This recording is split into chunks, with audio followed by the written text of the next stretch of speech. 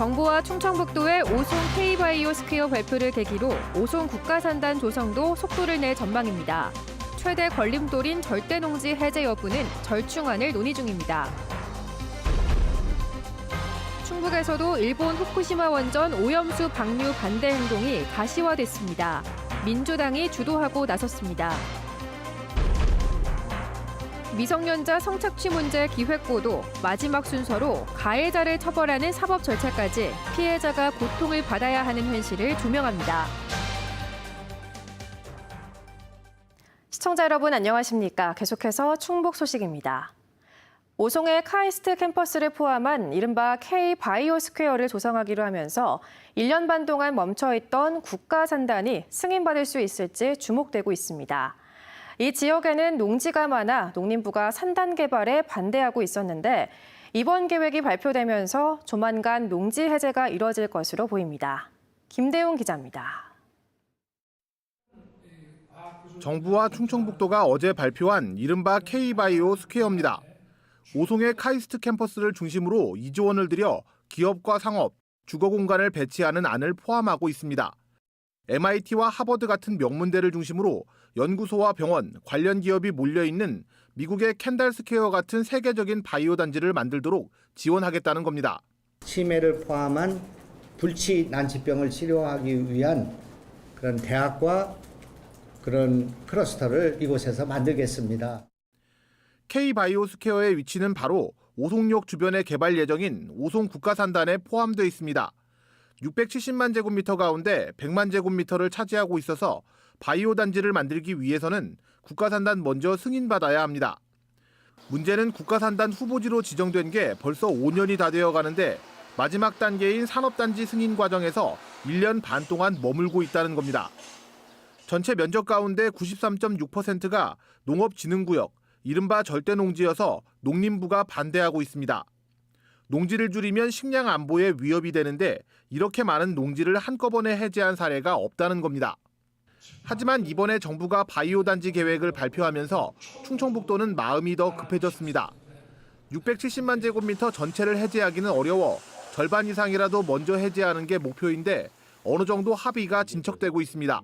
농지 보존의 그런 정책 목표와 우리 도가 생각하는 어떤 충분한 부지 확보를 통해서 제대로 된 바이오 클러스터를 만드는 그런 정책 목표를 절충할 수 있는 그런 합리적인 수준에서 충청북도는 이달 안에 농지 문제를 해결하고 카이스트 캠퍼스 조성에 속도를 낼 계획입니다. MBC 뉴스 김대웅입니다. 일본의 후쿠시마 원전 오염수 해양 방류에 대한 반대 행동이 충북에서도 가시화하고 있습니다. 더불어민주당 충북도당은 지역 국회의원과 지방의원, 당원 등이 참석한 가운데 오염수 해양 투기, 수산물 수입 반대 서명운동을 시작했습니다. 민주당은 정말 안전하다면 일본이 자국 내 하천에 방류하면 된다며 방류를 용인하면 다음 순서는 수산물 수입 요구가 될 것이라고 정부 여당을 비판했습니다. 민주당은 도내 8개 지역위원회별로 반대 서명운동을 진행할 예정입니다. 충주의 과수원 3곳에서 과수화상병이 추가 발병했습니다. 충청북도는 동량면 2곳과 산청면 1곳 등 모두 3곳 0.5헥타르 면적에서 과수화상병 추가 발병을 확인하고 매몰 등 방제 조치를 벌였습니다. 지금까지 충북에서는 충주와 제천, 진천, 음성, 괴산 등 5개 시군 8.3헥타르에서 36건의 과수화상병 확진 판정이 내려졌습니다.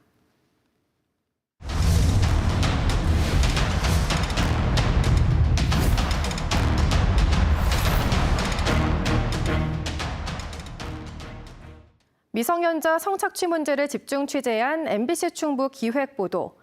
마지막으로 성범죄 피해 이후에도 끝나지 않은 피해자들의 고통을 보도합니다. 조미애 이채연 기자입니다.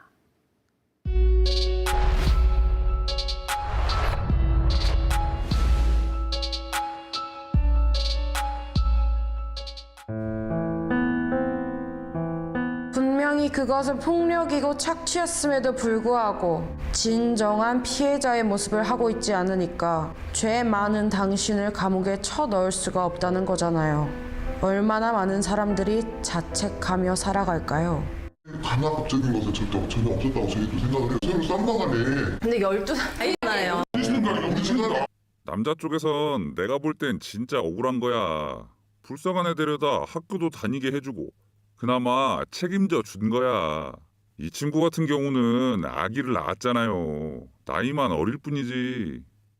다시는 되풀이돼선 안 된다는 마음으로 찾은 지난날의 아픈 현장에서 취재진은 여전히 높은 선입견의 벽을 마주해야 했습니다.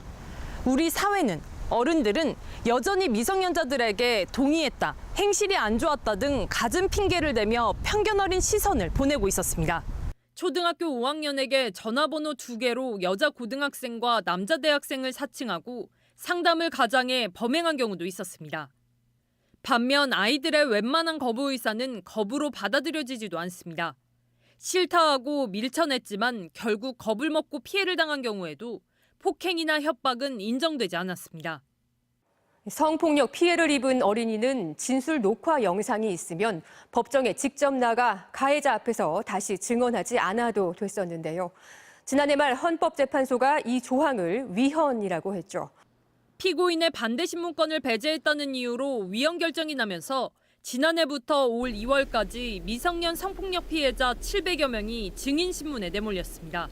정말 폭력적인 상황이죠. 가림막이라는 그 말도 안 되는 그걸 설치를 해놓고 뭐 뻔히 있는데 그것만으로도 솔직히 살 떨리죠. 너무 잘 기억한다고 뭐라 그러고 정확히 기억을 못 하시는 이유가 무엇입니까? 재판 과정에서 미성년 피해자들은 또다시 끔찍한 기억을 떠올려야 합니다. 증인 출석이 예정되고 나서 죽고 싶을 정도다라고 표현할 정도로 굉장히 큰 이제 스트레스를 호소하고 있습니다. 뭐 합의 원하지 않는데도 계속 접촉 시도하면서 연락한다든가 연락받는 것 자체가 피해자가 13세에서 16세 미만일 땐 가해자가 성인일 때 처벌하는데 미성년자끼리 교제하는 건 용인의 차별이다. 13세에서 16세 미만 미성년자의 성적 자기결정권을 제한했다는 이유 등으로 위헌 소송이 잇따르고 있습니다. 우리나라에서 성인은 18세로 결혼이나 선거에 자격 제한을 두면서 왜 성에 대해서는 16세 미만으로 높인 것에 민감할까요? 실제 재판 과정에서도 중고등학생 피해자를 두고 16세 미만인지 몰랐다며 설전을 벌이는 경우가 비일비재합니다. 취재진이 실제 피해자 연령을 분석해봤더니 평균 연령은 13.2세였습니다. 특히 미성년자 의제강간죄의 기준 연령 상향 이유를 보면 13세 이상 16세 미만 피해자가 13세 미만보다 약 4배 가까이나 많았습니다. 13세에서 16세가 되면서 이제 행동하기 시작하거든요. 사회를 체험하고 이제 배우는 성숙 단계인데 그 단계에서 이제 범죄의 대상이 된다는 것들이 안타깝고요. 그렇기 때문에 16세까지는 반드시 보호 대상이 돼야 되고 사실은 18세까지도 이게 연장이 돼서 그 아이들의 취약성들을 보호해 줄 수 있는 존재만으로 보호받아야 하는 아동 청소년들. 전문가들은 제도적으로 가해자의 처벌 수위를 높이는 것도 중요하지만 비대면이 일상이 된 오늘날 가정에서도 관심을 기울여야 한다고 강조합니다. 그 안에서 어디에 가서 누구를 만나서 뭐하고 노는지 이런 것들을 알아야 되고 그 가정 내에서 양육자와 그 아동들이 그 일상적인 것들을 공유하는 게 굉장히 중요한 것 같아요. 피해자들은 학교 현장부터 바뀌어야 한다고 목소리를 높였습니다. 아이들이 야동으로 성교육을 하잖아요. 자극적인 것만 보니까 그게 맞는 거라고 생각해요. 그러니까 랜덤 채팅에서 만나는 남자가 이상한 요구를 하든 때리든 그게 폭력이라고 생각을 못한단 말이에요. 유영이가 너무 소중해서 무섭고 남자들이 핸드폰 들고 있는 것만 봐도 무서워. 얘들아, 저번에 정찬영이 올렸던 영상 그거 나야. 그거 난데? 사실 진짜 나야. 혼자 있을 때랑 이제 부모님이랑 같이 지낼 때랑 차이가 확 느껴지니까 아직 나는 보호받을 나이구나라는.